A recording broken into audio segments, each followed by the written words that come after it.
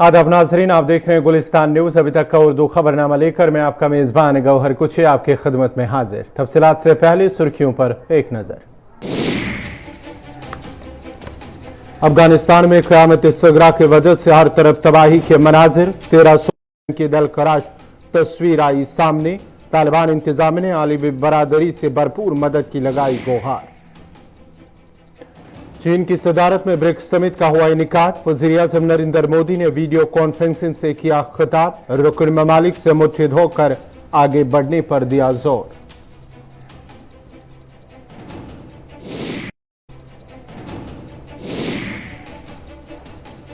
जम्मू श्रीनगर कौमी शाहरा पर दिन भर ट्रैफिक की आमद रफ्त रही मुअत्तल। शाम देर गई रामबन से वादी की ओर दरमांदा गाड़ियों को मिली इजाजत।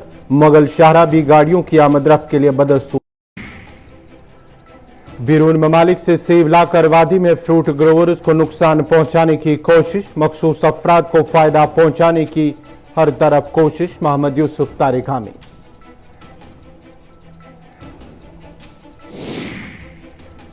और जम्मू कश्मीर हाई कोर्ट के जस्टिस का पटन दौरा। कोर्ट कॉम्प्लेक्स का किया मुआयना। बार एसोसिएशन से की मीटिंग। मुतालबात हल करने की कराई यकीन दहानी।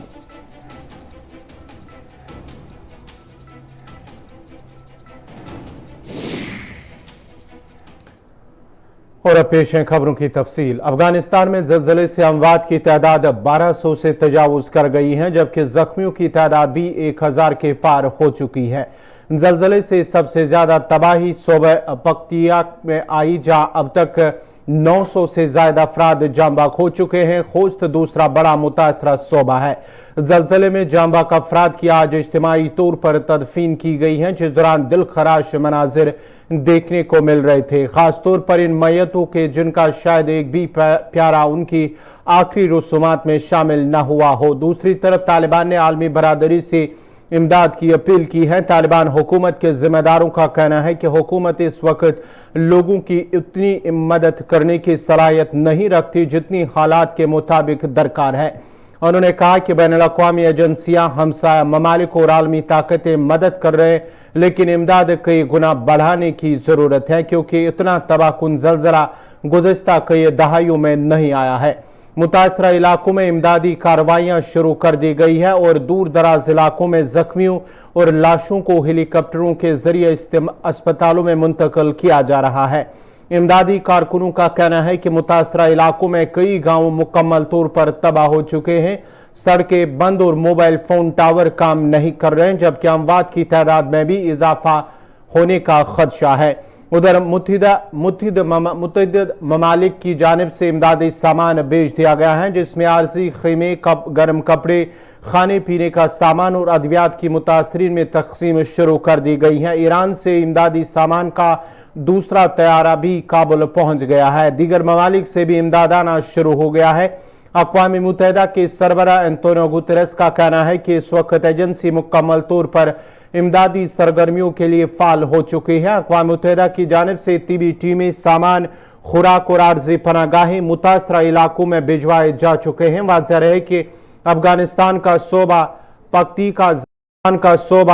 पख्ती का ज़लज़ले से शदीद मुतासर हुआ है और ज़लज़ले के बाद से अब तक मुत्तअद्दिद अफराद मिट्टी से बने मकानात के मलबे तले दबे हुए हैं।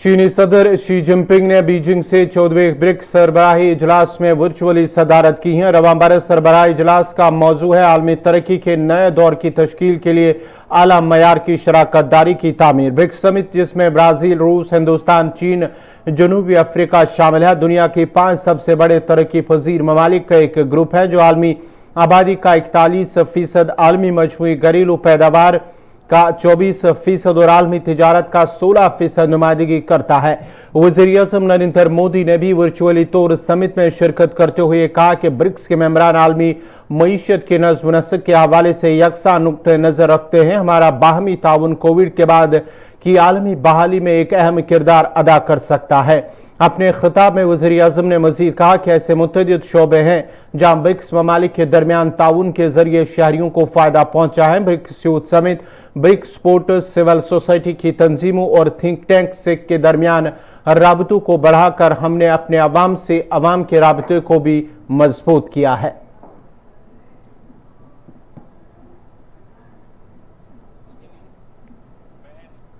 वैश्विक अर्थव्यवस्था की गवर्नेंस के बारे में हम ब्रिक्स सदस्य देशों का नजरिया काफी समान रहा है और इसलिए हमारा आपसी सहयोग वैश्विक पोस्ट कोविड रिकवरी में उपयोगी योगदान दे सकता है। पिछले वर्षों में हमने ब्रिक्स में कई संस्थागत सुधार किए हैं जिनसे इस संगठन की प्रभावशीलता बढ़ी है। यह भी प्रसन्नता का विषय है कि हमारे न्यू डेवलपमेंट बैंक की सदस्यता में भी वृद्धि हुई है। ऐसे कई क्षेत्र हैं जहां हमारी आपसी सहयोग से हमारे नागरिकों के जीवन को डायरेक्ट लाभ मिल रहा है, जैसे वैक्सीन R&D सेंटर की स्थापना, कस्टम डिपार्टमेंट्स के बीच समन्वय, साझा सैटेलाइट कंसल्टेशन की व्यवस्थापना, फार्मा प्रोडक्ट्स का पारंपरिक रिकॉग्निशन का आदि। इस तरह के प्रैक्टिकल कदम ब्रिक्स को एक यूनिक अंतर्राष्ट्रीय संगठन बनाते हैं जिसका फोकस सिर्फ बातचीत तक सीमित नहीं है।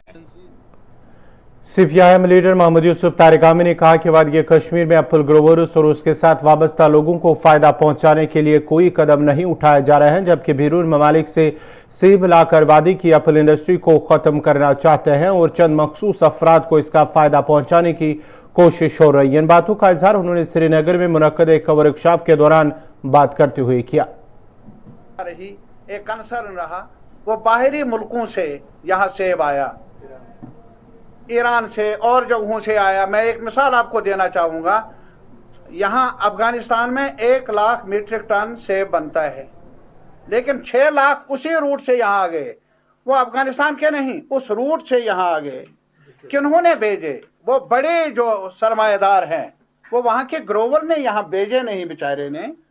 पता नहीं कहाँ का ग्रोवर है, कितनी मेहनत की होगी, उनको वो नहीं मिलता है। ये अडानी जैसे लोग हैं जिन्होंने उस रूट से यहाँ लाया, और उसका नतीजा क्या हुआ कि हमारा जो ये प्रोड्यूस है वो पिट गया, और कोई गारंटी नहीं है, कोई जमानत नहीं है। सरकार को फिक्र है कारपोरेट वालों की, चाहे वो बाहर वाला कारपोरेट है या यहाँ का कारपोरेट है।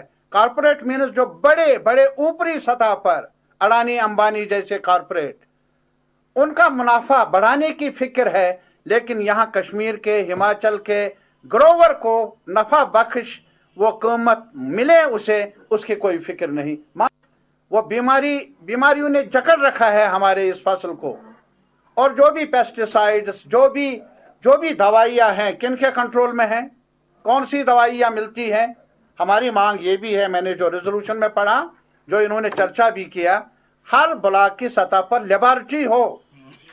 अरे भाई, कम से कम वो तशखीस कर ले, वो डायग्नोज कर ले बीमारी है क्या, वो गाइड कर ले एक प्रोड्यूसर को, एक खेती करने वाले को, कि भाई कौन सी दवाई करनी है और कौन सी दवाई नहीं करनी है। दवाइयाँ भी ऐसी, माशाअल्लाह, नफ़ा चाहिए, इंसान रहे या न रहे, इंसान को फ़ायदा मिले या न मिले, उसकी फिक्र नहीं। लेकिन बड़े लोगों को जिनका कंट्रोल है पेस्टिसाइड्स पर, खाद पर, दवाइयों पर, उनका नफा बढ़े, हम ये चाहते हैं, इस पर रोक।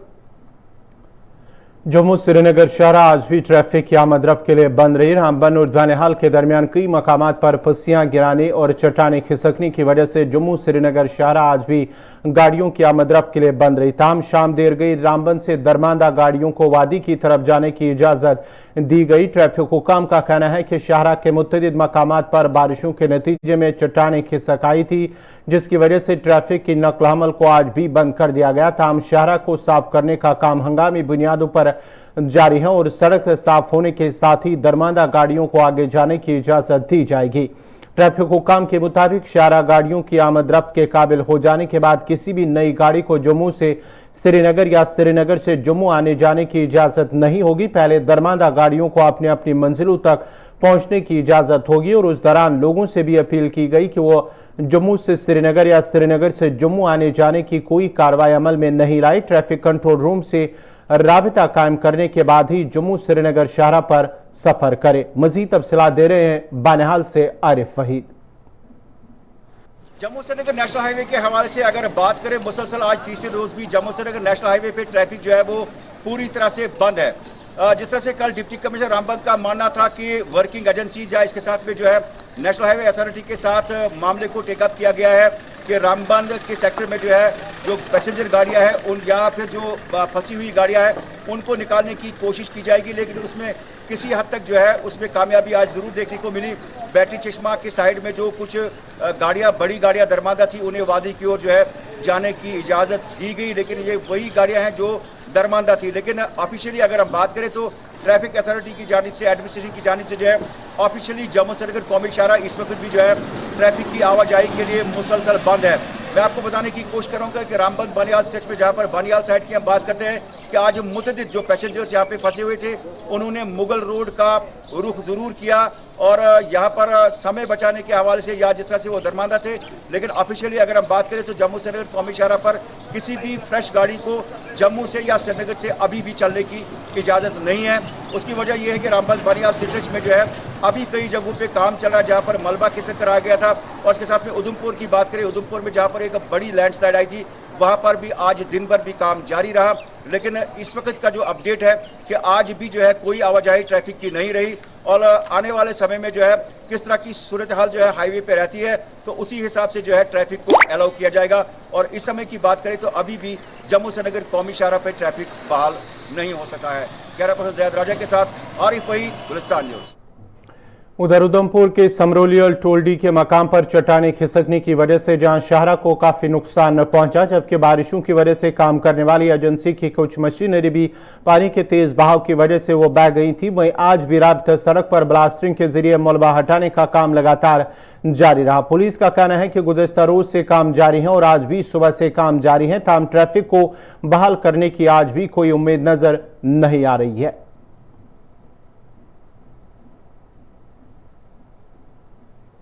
देखिए, जो कल 10:30 बजे लैंडस्लाइड आया था, ये दीवाल ब्रिज इस जगह को कहते हैं, ये तकरीबन उधमपुर टाउन से कोई 12 किलोमीटर की दूरी पे है। ये इन बिटवीन उधमपुर और चनैनी इसके बीच में पड़ता है। कल ही तकरीबन अभी जब मशीनें इन्होंने लगाई थी, अभी तक काम करते उनको तकरीबन 24 घंटे हो गए हैं, लेकिन जो पेस ऑफ वर्क है या जितना यहाँ मटीरियल है उससे नहीं लगता कि आज भी ये खुलेगा, क्योंकि जब मटेरियल निकालते हैं तो बड़े बड़े बोल्डर हैं, बोल्डरों को होल करना पड़ता, ब्लास्टिंग करनी पड़ती है। देखिए, मैंने कल भी जैसे बताया था कि आज भी इसकी कोई खुलने की संभावना नहीं है। लोग सेफ जगह पर रहें और जब हाईवे खुलेगा तभी अपना आगे का जो सफ़र है उसको करें। उधर जिला तरक्याती कमिश्नर उधमपुर कृतिका ज्योत्सना ने आज मकाम का दौरा करते हुए मलबा हटाने के कामकाज का जायजा लिया। इस मौके पर उन्होंने कहा कि मलबा हटाने का काम गुज़श्ता रोज से जारी है और उम्मीद है कि कल नेशनल हाईवे को ट्रैफिक के लिए बहाल किया जाएगा।